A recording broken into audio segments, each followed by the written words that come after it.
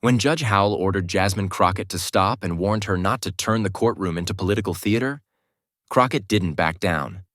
She fired back with one explosive constitutional line, dropped a hidden exhibit, and in minutes turned a routine federal hearing on voting rights into a live national showdown that left the courtroom frozen and the country watching. The courtroom felt quiet in that way that isn't peaceful at all. People in the gallery were already tense, like they'd been holding their breath since the door closed behind them. Everyone knew this hearing wasn't just another legal argument, even if the court wanted to treat it like one. Judge Beryl Howell didn't ease into it.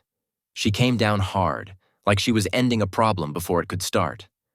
Her gavel hit once, sharp, final, and she stared straight at Jasmine Crockett like she'd decided what kind of day this was going to be. "Congresswoman Crockett," she said, voice flat and unforgiving, "you will not turn my courtroom into a political theater." The words didn't float. They landed. It was a warning. But Crockett didn't react the way the judge expected. She stood up slowly, eyes locked forward, and said calmly, "With respect, Your Honor, what's happening in this room affects millions of voters. Calling it theater doesn't make the harm disappear."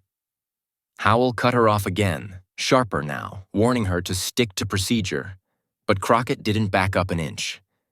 "Procedure doesn't excuse injustice," she replied, voice steady but cutting. "And I'm not here to perform. I'm here because people are being pushed out of the democratic process while this court pretends it's just paperwork." She took a small step forward, not aggressive, but deliberate, like she wanted every person in the room to feel the weight of what she was about to say. "Let's be honest," Crockett continued, her tone tightening. "When you dismiss voting rights as political noise, you're not protecting this courtroom. You're shielding bad laws from scrutiny." A murmur ran through the seats. She didn't wait for permission to keep going. "You can bang the gavel all you want, but you can't gavel away the Constitution. You can't silence the communities that are already being silenced outside these walls."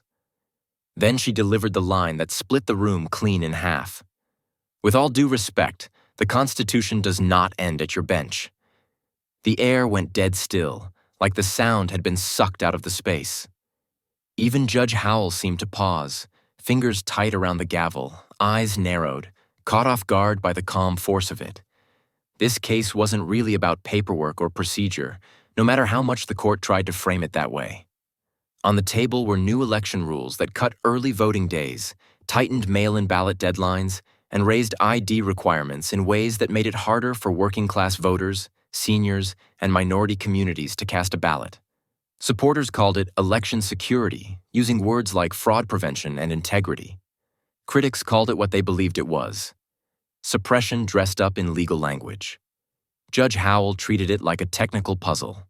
Statutes, footnotes, precedent chains, something to be solved neatly inside the rules of the courtroom. Crockett saw something else entirely. To her, this wasn't abstract policy. It was the right to vote being squeezed from multiple angles, quietly and deliberately. She leaned into the microphone and said it plainly. "You can label this as security all day long, but when the effect is fewer people voting, that's not protection. That's exclusion." A low wave of reaction moved through the room, and even the court staff shifted in their seats. Howell cut in fast. "Focus on the law," she snapped, tapping her pen against the bench. Crockett nodded once, flipped a page, and didn't slow down. "I am focused on the law," she said, sharper now. "Specifically equal protection and the constitutional standard this court is required to apply." Howell interrupted again, louder this time. "This is not a history lecture." Crockett didn't raise her voice. She adjusted her stack of documents, squared her shoulders, and answered without hesitation. "Then let's talk outcomes, Your Honor. Let's talk impact. Because the Constitution doesn't protect intentions. It protects people." That line landed harder than expected. The judge's jaw tightened. The room went still again, waiting to see who would blink. Then came the warning shot. Howell lifted the gavel and tapped it once. Not enough to call order, but enough to signal danger. It wasn't noise. It was a threat wrapped in wood and authority. Crockett didn't react emotionally. Instead, she changed tactics. "If the court doesn't want speeches," she said calmly, "then I will proceed with the record." She lifted a folder slightly off the table. "I intend to submit exhibits showing the real-world effects of these laws." The gallery leaned in. Reporters' hands hovered over keyboards. Then Crockett didn't stay in debate mode. She stopped framing ideas and started building a record, piece by piece, like a prosecutor laying out evidence. "If we're talking about law," she said, voice steady but sharper now, "then let's talk about what the Supreme Court has already made clear." She cited Brown versus Board of Education, reminding the court that equal protection isn't optional when it's inconvenient. She moved straight into Harper versus Virginia Board of Elections, emphasizing that wealth or access barriers cannot be disguised as neutral rules. Then she brought up Reynolds versus Sims, locking in the principle that representation and participation must be fair and meaningful. "These are not political slogans," Crockett said, looking directly at the bench. "This is the job of this court. Constitutional arguments are not theater. They are your responsibility." A few heads in the gallery nodded automatically, like people recognizing something obvious that had been avoided for too long. Before Howell could interrupt again, Crockett reached down and lifted a slim binder. "Now let's talk about what these laws actually do," she said. She didn't flood the room with numbers. She kept it clean and controlled. She pointed to charts showing early voting wait times doubling in specific urban precincts after the rule changes. She referenced data showing mail-in ballot rejection rates spiking after new ID matching requirements were enforced. Howell leaned forward immediately. "This is advocacy," she snapped. "This court is not a campaign stage." Crockett didn't react emotionally. She didn't argue the tone. She simply answered, calm and firm. "It's a record proffer, Your Honor. Evidence of impact is not campaigning. It's the foundation of constitutional review." That response landed harder than anything she had said so far because it boxed the court in. If Howell blocked it, it wouldn't look like control. It would look like avoidance. Howell's patience cracked. Her voice hardened, and the room felt colder instantly. "Congresswoman, confine yourself to legal precedent, or you will be held in contempt of this court." The word contempt hung in the air like a loaded weapon. No one moved. Even the bailiff shifted his stance slightly, sensing escalation. Crockett didn't sit down. She held her position, eyes steady, posture locked in. Crockett didn't argue with the contempt warning. Instead, she changed the battlefield. She turned slightly toward the clerk's desk and said, "Your Honor, I request brief testimony from the county election administrator responsible for ballot processing in the affected districts." The room stirred instantly. This wasn't expected. This wasn't in the script. Howell's head snapped up. "This is not a legislative hearing," she said sharply. "We are not here to put on witnesses for political narratives." Crockett didn't raise her voice. She stayed steady, professional, almost calm to the point of being unsettling. "I'm not asking for narrative," she replied. "I'm asking for facts. This witness is not a politician. They administer the rules this court is being asked to approve. Their testimony goes directly to impact and intent." Howell hesitated for a beat too long, and everyone noticed. That pause alone told the gallery this move had hit something sensitive.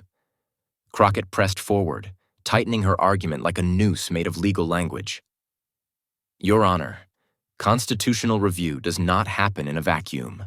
The court has to examine whether these laws create unreasonable burdens and whether their effects fall disproportionately on specific communities. That requires real-world evidence, not hypotheticals, not talking points, reality." Her tone stayed respectful, but the message was clear. Blocking this witness would look like the court was afraid of what the truth might reveal. After a tense exchange between the bench and the clerk, Howell allowed the testimony, clearly irritated but boxed in by procedure. The witness took the stand, a middle-aged ballot processing supervisor who didn't look like an activist or a partisan. No slogans, no emotion, just someone who dealt with envelopes and databases every day. Crockett kept her questions short and sharp. Did your office receive new guidance after the law passed? The witness nodded. Yes. Did it change how ballots were reviewed? Another pause. Yes. The room leaned in. The witness explained that cure windows were shortened, giving voters less time to fix small mistakes. ID mismatch rejections increased because staff were told to apply stricter matching standards. Dropbox ballots faced tighter acceptance rules that flagged more submissions as questionable.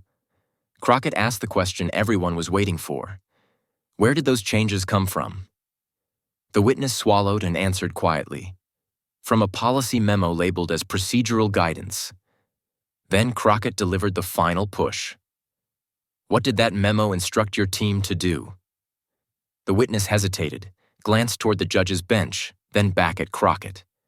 And in a voice that carried across the silent courtroom, they said the line that cracked the room open. We were instructed to treat these ballots as suspicious by default. The gallery froze. Reporters' fingers hovered over keys. Even Howell's expression tightened. Then Judge Howell moved fast, not with evidence, but with authority. She cut in before the witness could finish the last sentence, raising her hand and tightening her voice. We are not going to turn this into speculation, she said.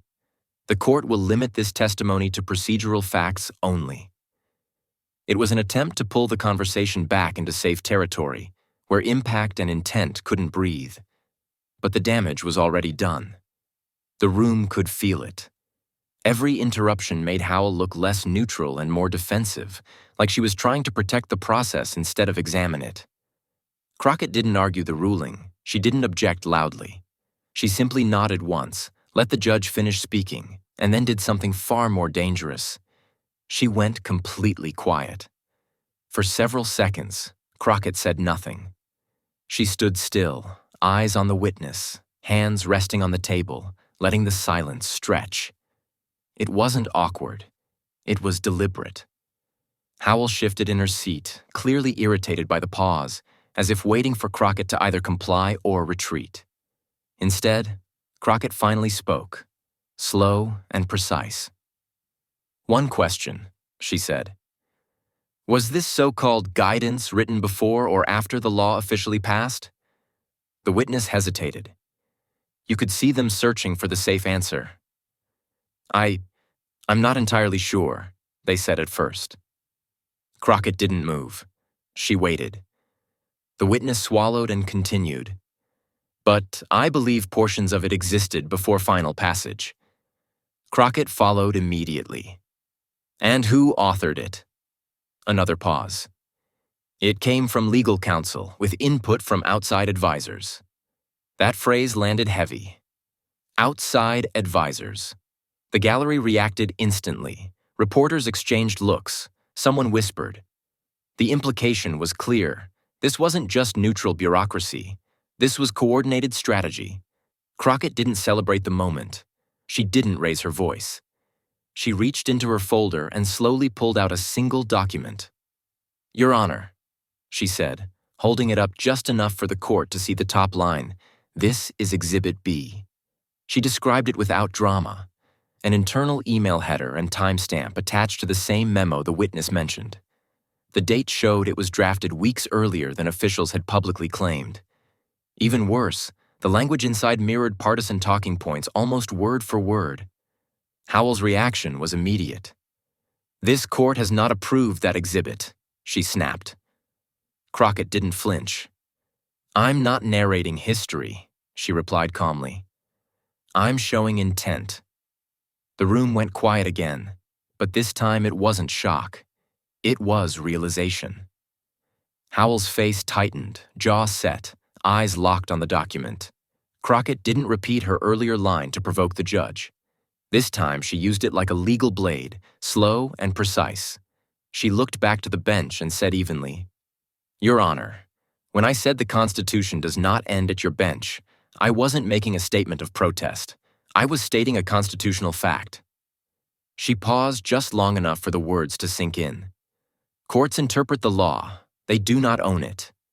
And when a court dismisses voting rights claims as political, it is not being neutral. It is refusing its duty. Her tone wasn't emotional. It was controlled, instructional, almost cold. Every official in this room took an oath to the same document. That oath doesn't stop at procedure. It requires this court to hear claims of unequal protection, not brush them aside because they're uncomfortable. Judge Howell shifted sharply in her chair, clearly irritated by the direction Crockett was taking. She leaned forward, gripping the edge of the bench. "Do not lecture this court," Howell snapped, her voice cutting through the room. The tension spiked instantly. Crockett raised one hand, not aggressively, not disrespectfully, just enough to signal a procedural pause. "Respectfully, Your Honor," she said calmly. "Let the record reflect that constitutional claims of voter harm are being characterized as political speech." That single sentence hit harder than any shouting match could have. It reframed the entire exchange. Suddenly, this wasn't Crockett arguing with a judge. It was Crockett documenting the judge's behavior for the official record. Howell froze for a fraction of a second, realizing what just happened. Anything she said next wouldn't just control the room. It would live on paper. The courtroom itself stayed silent, but the outside world was already waking up. Reporters in the back rows began shifting in their seats, quietly unlocking phones, sending quick messages to editors. You could see screens light up one by one, thumbs moving fast but carefully. A producer slipped out the side door. Another reporter leaned over and whispered, "This is blowing up." Crockett noticed it too, but she didn't turn around. She stayed focused on the bench, standing firm, letting the moment breathe. The room felt split in two, still inside, exploding outside. Judge Howell's face tightened again, eyes darting briefly toward the gallery before snapping back to Crockett. She lifted the gavel, voice sharp and final. "Recess. Now." The moment the word recess hit the air, the courtroom didn't relax. It exploded. Doors swung open, chairs scraped the floor, and the calm, controlled atmosphere collapsed into movement and noise. Reporters rushed the hallway like a wave breaking through a dam, phones already raised, voices overlapping as they tried to be the first to get the story out. Crockett's team moved just as fast, but with a different purpose. While cameras chased reactions, her staff huddled around her, quietly locking in what mattered most. Confirming the witness statement on the record, securing the exhibit list, and making sure the timestamp document was officially preserved. There was no celebrating, no high fives. It was business. They knew this moment only mattered if it survived on paper. Judge Howell's staff tried to regain control of the hallway, telling people to step back, to lower voices, to clear the area. It only made things worse. The more they pushed, the more attention it drew. Security guards shifted positions, clerks whispered urgently into phones, and courtroom staff looked overwhelmed. What was supposed to be a pause had turned into chaos management. You could feel the control slipping, not from Crockett, but from the institution itself. The building was still standing, but the narrative was already out of its hands. Within minutes, the rumor started moving. Not official action, not conclusions, just chatter spreading fast among legal reporters and court watchers. Ethics questions. Complaints being discussed. People talking about Howell's interruptions, her tone, whether she crossed the line of judicial neutrality. No one was saying guilt. No one was declaring punishment. But the fact that the conversation had started at all was a problem. Once credibility is questioned, it doesn't reset easily. Phones kept buzzing, editors kept calling. The story was shifting from a voting rights hearing into a debate about courtroom conduct and power. Crockett finally stepped into the hallway, and the noise surged again. Microphones moved toward her. Cameras clicked. She didn't raise her voice. She didn't pose. She didn't turn it into a speech. She gave one short line and stopped. "Voting rights are not theater," she said calmly. "They're the foundation." Then she walked away. That was it. No extras. And somehow, That made it stronger. Within minutes, the quote was everywhere, riding alongside her earlier words from inside the courtroom. 2 lines, 2 moments. Within hours, the clip was everywhere. Someone uploaded the courtroom exchange, and it moved fast, first on social media feeds, then clipped into short quote cards, then replayed on cable news and late-night political shows. The moment Crockett said, "The Constitution does not end at your bench," looped on screens across the country. People paused, rewound, shared it again. Law professors started breaking it down in real time, calling it a rare example of advocacy under pressure, where composure mattered more than volume. Civil rights organizations amplified the moment, reposting the clip and praising Crockett's defense of voting access as a necessary stand. It wasn't framed as celebrity drama. It was framed as a legal turning point, a public lesson in what it looks like to push back without losing control. Inside the legal community, the reaction went deeper. Training programs for young attorneys began using the clip as a teaching tool. The lesson wasn't about winning arguments. It was about preserving the record when a judge tries to shut you down. Mock trial competitions built scenarios modeled on the hearing. A judge accusing counsel of political theater. A lawyer forced to pivot to exhibits. A witness introduced under pressure. Students practiced the exact moves Crockett made. How to stay calm, how to redirect, how to force facts into the official record without crossing the line into contempt. What started as one tense hearing quietly became a blueprint. Judge Howell felt the impact in a different way. There was no public punishment, no dramatic announcement. But inside judicial circles, the conversation shifted. Colleagues spoke quietly about tone, restraint, and the risk of appearing dismissive toward constitutional claims. Training sessions began including discussions about courtroom temperament and perceived bias. The criticism wasn't loud, but it was real. And that was the turning point. The story stopped being about one congresswoman clashing with one judge. It became something bigger, about what happens when procedure is used as a shield to avoid uncomfortable rights questions. When people replayed the opening moment again, it no longer sounded like defiance. It sounded like a warning. The Constitution does not end at your bench. Not as a slogan, but as a reminder. Crockett didn't win by shouting. She didn't win by humiliating anyone. She won by staying composed, building the record, forcing evidence into the light, and refusing to let power hide behind formality. That was the real takeaway. Not noise, not drama, discipline, proof, control. So now the question is yours. Was what Jasmine Crockett did an act of courage? Or was it a necessary correction inside a system that had grown too comfortable silencing hard questions? Drop your thoughts below. And if you want more real breakdowns of moments that shape American politics and power, make sure to subscribe and stay with us.